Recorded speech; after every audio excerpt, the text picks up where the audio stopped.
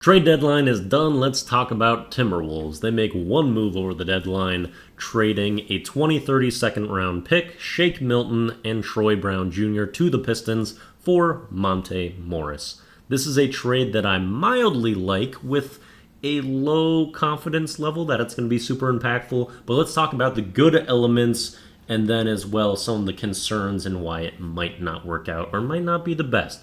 But the good element is Monte Morris and the player that he has been through his career. He's only 28 years old, so I shouldn't talk about him like he has kind of washed up or past his prime. He's had some really great seasons in the NBA, mostly with Denver in the Tim Connolly era, who's the Wolves' current GM and puzzleeper. But he was in Denver for a long time, building them up into the powerhouse that they are now. And Monte Morris was one of the best backup point guards in the NBA in his time there. And he had a lot of time stepping in as a starter during Jamal Murray and his injury escapades. So Monte has had some really important time, has really been tested, important plays in the playoffs with the Nuggets, and he has a lot of experience, going to bring maturity at the backup point guard spot. He's been a low turnover player through his career, pretty good with assists, averages about over 10 points, about 4 assists, and less than a turnover in his career. And then if you look at what he's done this season, that's where it gets a little concerning and you're not as confident about this trade. He has only played 6 games this season, and that is due to injury. He hasn't been healthy this year, was hurt before the season even started, and so he couldn't get back until recently. And then in those 6 games, it hasn't looked pretty. He's averaged 11 minutes per game, 4.5 points, 1.3 assists, zero point 0.3 turnovers. And then here's the spooky part. 36% shooting and 18% from 3. But hey, you're just getting into the flow of the NBA again. You're maybe not fully healthy. And he's joining the Detroit Pistons, who were the worst team record-wise, well, still are, in the NBA, and you don't have great offensive context and talent to work with in that scenario. So we can't really judge his season as of yet, but that's the main reason you're like, is this good? Is Monte going to be the Monte we've seen of previous years? And you would think so. Well, like I said, he's 28, he's still young, and he's had many years when he's been productive, and you think he'd be a good fit. However, the people we just traded him for are pretty good examples of this exact situation going awry. Shake Milton, still a young player, we brought in averaging a little over 10 points per game on the previous season, about the same as assists as Monte for his career. He was shooting good 3-point wise and from the floor the last season, which Monte in his career, by the way, he's about 48% from the floor and about 39% from 3, which is really good. It's just low volume on threes. That's not really the strength of his game and not something he's actively seeking a ton and doing with volume. So we'll talk about that a little bit more. But back to Shake. Shake's averages through this year were halved when he was playing in the games, and he just did not perform, even though he's a young player. He was kind of ascending, and then it took a big-time dip with the Wolves. And so you just don't know if people are going to take this linear path. In fact, no one typically does. So you would think that Monte will be able to return to the player he was. We just have yet to see it this season. And hopefully it will happen as a Timberwolf, but we just saw with Shake. That's not a guarantee.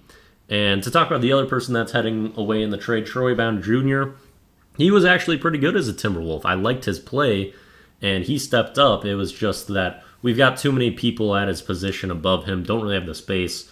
Both he and Shake Milton were out of the rotation, so this doesn't impact the Timberwolves' reality of their fully healthy team for what they are right now a bunch.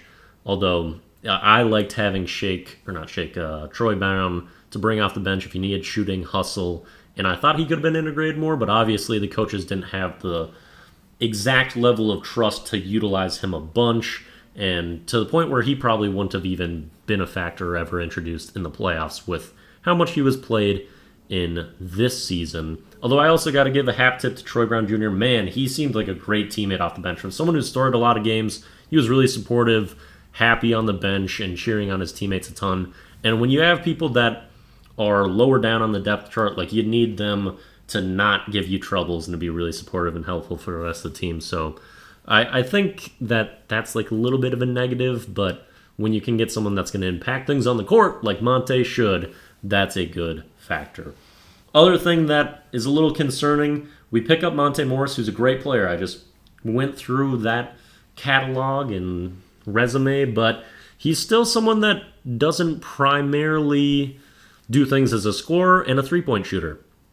And those were maybe the things that the Wolves bench from the backcourt position needed the most. We've got a lot of players already that don't shoot the ball a ton, and scoring isn't their primary motive off the bench. You got Jordan McLaughlin. He can shoot threes. That's not what he does. That's not his focus. You got Kyle Anderson. I know he's a forward, but he plays the backup point for us frequently. He's basically unwilling to shoot a three in this season. And so we've got a few too many similar players like that. Also, Shake was like that, and that was kind of something that we were hoping to upgrade the three-point shooting compared to what he was bringing and the scoring output, which isn't Monte's main focus either. And even before that, Jalen Noel, the last previous seasons, he could score a bit, but it was mostly mid-range drives, and we couldn't count on him to space and make punishing threes that we needed. So that's still going to be a thing with this Wolves team with Monte for the most part, unless he just starts ripping jumpers like crazy. I don't know, it could happen. But he doesn't seek out threes too frequently. It's not the focus of his game, not the strength of his game.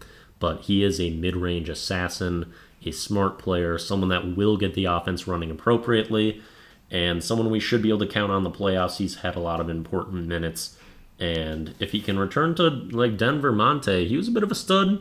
Even got more starting minutes when he was traded to Washington for a season. But if we get legit Monte, which I think we can, I like this trade. It should be impactful. Needed an upgrade from what Shake was giving us in this season, and I thought he was the likely one to go. Tim Conley bringing in one of his guys makes sense. 20, 32nd round pick, who cares? All right, and best of luck to the outgoing Timberwolves, and especially the incoming Timberwolf. How about that? But this shouldn't be a super impactful trade unless it's a positive. We didn't lose much production of what was helping this team, but Monte could give us a big leap off the bench, which is one of the weaknesses of this team right now. And we don't have consistent output there, especially on the backcourt. So, let's get at Monte. Some question marks, but we believe in you. Let's do it.